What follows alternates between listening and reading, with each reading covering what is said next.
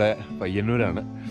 പയ്യന്നൂർ രാവിലെ എഴുന്നേറ്റപ്പോൾ എൻ്റെ വീട്ടിൻ്റെ മുന്നിൽ നിന്നുള്ള വിഷ്വലുകളാണ് നിങ്ങൾ കണ്ടുകൊണ്ടിരിക്കുന്നത്. ഇങ്ങനൊരു ആംബിയൻസ് ഉള്ള അല്ലെങ്കിൽ ഫീല് കിട്ടുന്ന ഒരു സ്ഥലത്താണ് എൻ്റെ വീടുള്ളത്. ഞാൻ ജനിച്ചത് ഇവിടെയാണ്, ജനിച്ചു വളർന്നത് ഇവിടെയാണ്. അപ്പോൾ ഈ ഇവിടുത്തെ ആ ഗ്രാമത്തിൻ്റെ ആ ഒരു സൗന്ദര്യം കാണില്ല ഇവിടെ. ഇപ്പോൾ ഇത്രയും പിന്നെ ഒരു കാടിൻ്റെ ഒരു ഫീല് കിട്ടാനുള്ള കാരണം ഇവിടെ ആൾ താമസില്ല, ഇവിടെ ഇല്ല.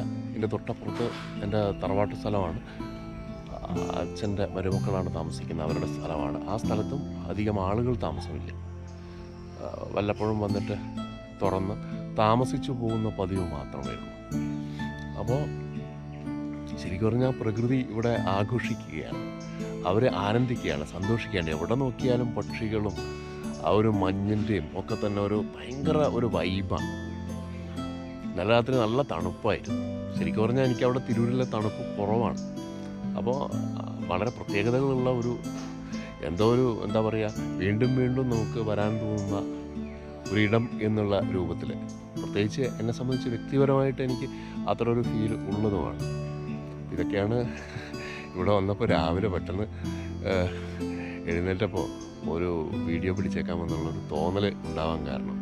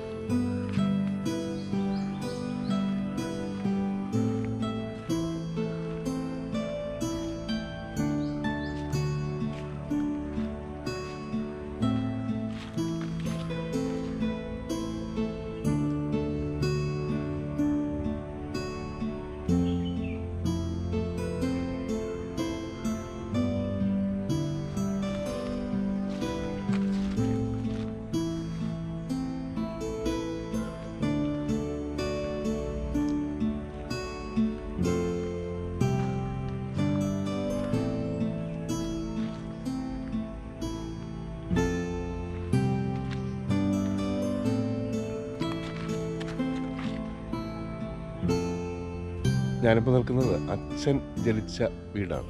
ആ വീട് അവരുടെ പിന്നെ അച്ഛൻ്റെ പെങ്ങളായിരുന്നു, വല്യമ്മയായിരുന്നു ഈ വീട്ടിലുണ്ടായിരുന്നു, അവർക്കായിരുന്നു വീട്. പിന്നീട് അവരുടെ ഇപ്പം മകളാണ്, അച്ഛൻ്റെ മരുമകളാണ് ഇവിടെ താമസിക്കുന്നത്. ഈ വീട് അവർ പുതുക്കി അതേ സ്ട്രക്ചറിൽ, പണ്ടുണ്ടായിരുന്നത് ആകെ നാശോന്മുഖമായപ്പോൾ അതൊന്ന് പുതുക്കി അതേ സ്ട്രക്ചറിൽ തന്നെ അവർ പണിതിരിക്കുകയാണ്. അതിമനോഹരമായിട്ടുള്ള ഒരു വീടാണിത്. ഇതൊക്കെ പഴമയുടെ ഒരു ബാക്കിപത്രം എന്ന് വേണമെങ്കിൽ പറയാം.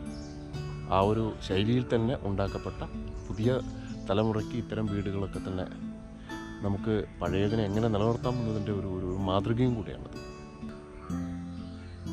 ഇവിടെ ഒരു നാഗപ്രതിഷ്ഠയുണ്ട്, നാഗദൈവങ്ങൾ എന്നൊക്കെ പറയും. നിങ്ങൾ പഴയ തറവാടുകളിലൊക്കെ തന്നെ അത്തരത്തിലുള്ള പ്രതിഷ്ഠകൾ ചിലപ്പം കണ്ടിട്ടുണ്ടാവും.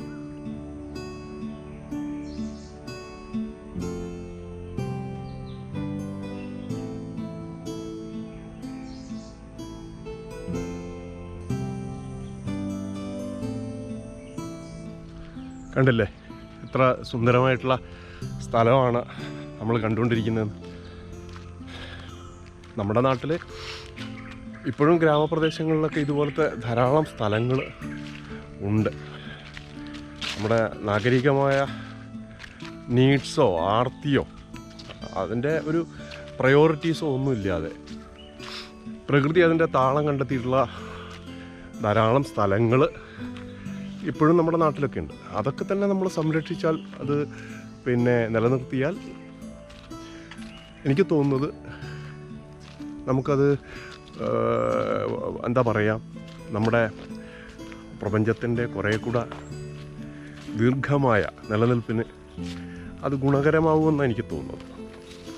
പുതിയ തലമുറയ്ക്ക് ഇതൊക്കെ ഒരു മാതൃകയായിട്ട് മാറേണ്ടതുണ്ട്. ഇപ്പോൾ ഗ്രാമം തന്നെ ഇപ്പോൾ നഗരവും ഗ്രാമവും തമ്മിലുള്ള വ്യത്യാസം കുറഞ്ഞു വരുന്ന ഒരു കാലത്താണ് നമ്മൾ ജീവിക്കുന്നത്. ഇവിടുത്തെ ആ പക്ഷികളുടെ ആ ഒരു ശബ്ദം കേട്ടാൽ പോരെ നമ്മളെ ഉണർത്താൻ, അല്ലേ? സൂര്യൻ ഇങ്ങനെ ആ മരച്ചില്ലകളിലൂടെ അരിച്ചരിച്ച് നമ്മുടെ മുന്നിലേക്ക് എത്തുന്ന സമയത്തുണ്ടാവുന്ന ഒരു നവോന്മേഷമുണ്ട്. ആ നവോന്മേഷം നമുക്ക് പറഞ്ഞറിയിക്കാൻ കഴിയാത്തൊന്നും. ഞാൻ വെറുതെ തള്ളുകയല്ല, ഉള്ളത് എനിക്ക് കിട്ടിയൊരു ഫീല് നിങ്ങളോട് പറഞ്ഞു എന്ന് മാത്രം.